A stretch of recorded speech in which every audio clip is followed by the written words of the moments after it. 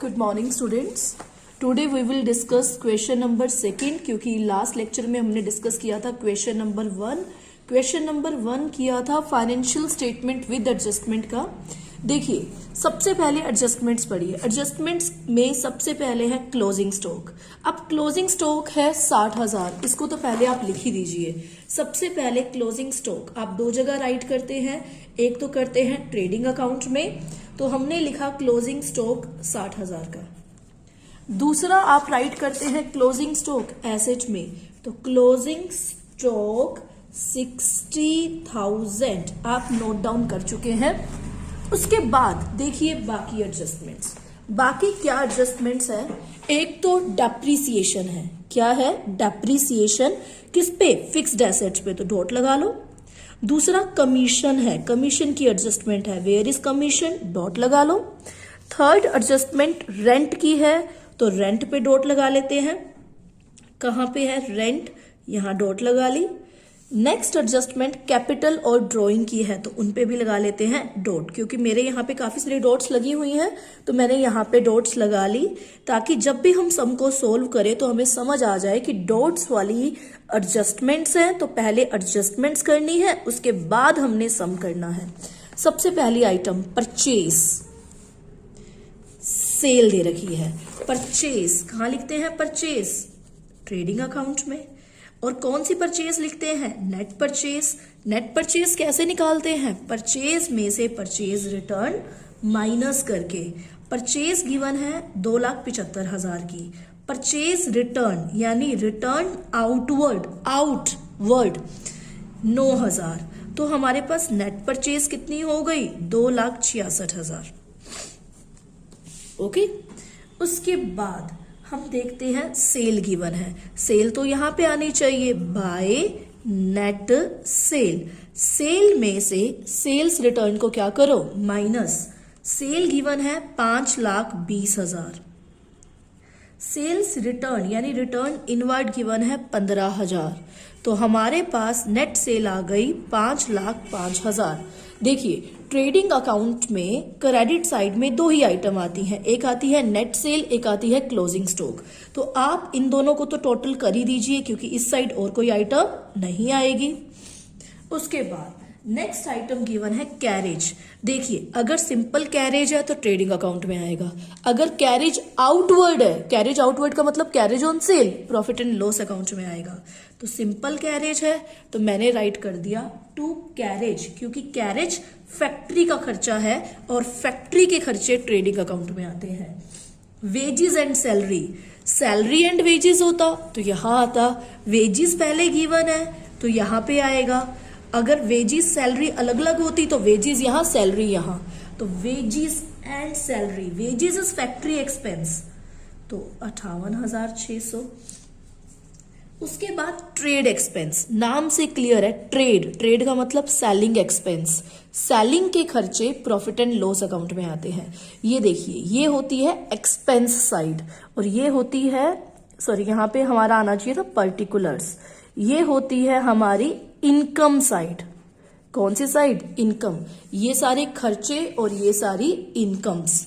Okay, तो हमारे पास trade expense है, कितने गिवन है? 2200 के।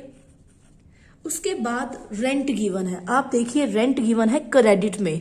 क्रेडिट का मतलब रेंट रिसीव्ड है। ये देखिए, अगर रेंट डेबिट में होता तो रेंट खर्चा होता, ये रेंट रिसीव्ड है। चेक करते हैं, एडजस्टमेंट है तो मैं यहां पे लिख रही हूं 13,000।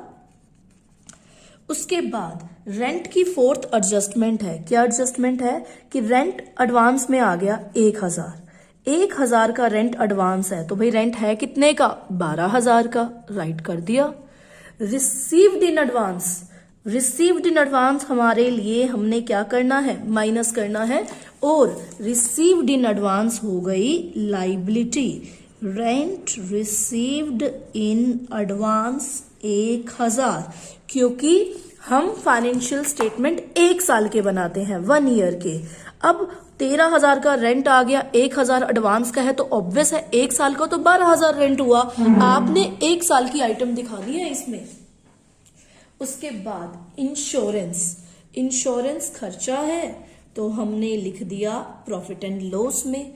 इतना तो आप लोगों को क्लियर होगा, ट्रेडिंग अकाउंट में सिर्फ फैक्ट्री के प्रोडक्शन के खर्चे आते हैं, सेल के खर्चे, बाकी सारे खर्चे प्रॉफिट एंड लॉस अकाउंट में आते हैं। ऑडिट फीस, ये भी हमारा खर्चा है, फीस दे रहे हैं ऑडिट की, चेक करवाने की। Debtor and creditor, debtor is asset 1,10,000, creditor is liability 62,100। उसके बाद है बिल्स रसेबल। बिल्स रसेबल, कोई भी रिसेबल हो, चाहे ट्रेड रसेबल हो, बिल्स रसेबल हो, एसेट होती है। और बिल्स पेएबल, पेएबल का मतलब लाइबिलिटी, तो बिल्स पेएबल इज लाइबिलिटी, कोई भी पेएबल हो लाइबिलिटी, कोई भी रिसेबल हो एसेट। उसके बाद प्रिंटिंग गिवन है, प्रिंटिंग एंड एडवर्टाइजिंग, तो हमने लिख दिया प्रिंटिंग खर्चा है, एड देना भी खर्चा है, क्योंकि फ्री में तो एड दी नहीं जाएगी, तो प्रिंटिंग एंड एडवर्टाइजिंग। उसके बाद कमीशन, वो भी भाई क्रेडिट में गिवन है, क्रेडिट का मतलब होता है इनकम। कमीशन है 1000 और कमीशन की है थर्ड एडजस्टमेंट, कि कमीशन अर्नड का मतलब कमा लिया गया है बट रिसीव नहीं हुआ, this is called accrued commission. This is called accrued commission. Accrued commission हमेशा होता है plus. What is accrued commission? जो कमीशन आपने कमा लिया बट आपको मिला नहीं है, जो कमीशन आपने कमा लिया बट आपको मिला नहीं है, that is accrued commission. Accrued commission आप क्या करेंगे? प्लस, क्योंकि उसी साल की इनकम है ना। और एक्रूड कमीशन आपकी बन जाएगी एसेट, कि आज नहीं तो कल आपको वो मिल जाएगा क्योंकि आप कमा चुके हो। तो एक्रूड कमीशन क्या होती है? एसेट होती है। क्या होती है? एसेट। उसके बाद गिवन है ओपनिंग स्टॉक। ओपनिंग स्टॉक तो हमें पता है, ट्रेडिंग अकाउंट में लिखते हैं। तो ओपनिंग स्टॉक कितना है? 1000। आपको ये तो पता है ना, एडजस्टमेंट 2 बार लिखते हैं। नॉर्मल जितने भी आइटम ट्रायल बैलेंस में है वो 1 बार लिखते हैं, नीचे जो एडजस्टमेंट्स होती हैं ये 2 बार लिखते हैं। Is this clear? ओके। उसके बाद हमारे पास है कैश इन हैंड और cash at bank. Cash in hand, cash in hand हमारी क्या होती है? एसेट्स। कितना कैश है? 12,800 का। कैश एट बैंक, बैंक में भी पैसा है तो वो भी क्या है? एसेट, 26,800। उसके बाद बैंक लोन। बैंक लोन क्या होती है? लाइबिलिटी। तो बैंक लोन है हमारे पास 20,000 का। उसके बाद गिवन है next item interest on loan. भाई लोन पे इंटरेस्ट देना बिजनेस का खर्चा है तो एक्सपेंस में लिख दिया। इंटरेस्ट ऑन लोन कितना है? 1500 है। उसके बाद गिवन है capital. What is capital? Capital is liability, तो लाइबिलिटी में लिखेंगे।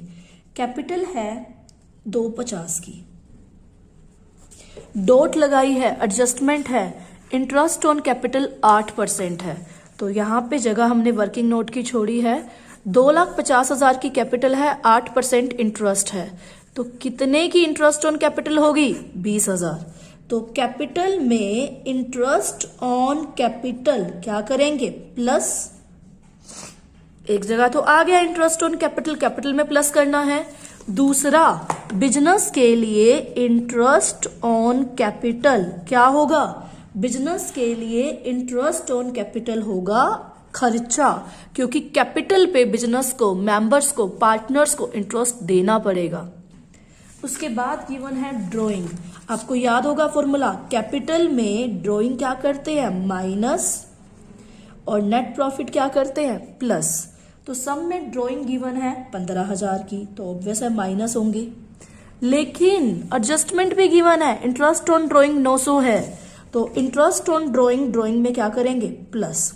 जैसे कैपिटल में इंटरेस्ट ऑन कैपिटल क्या किया? प्लस। ड्राइंग में इंटरेस्ट ऑन ड्राइंग क्या करेंगे? प्लस।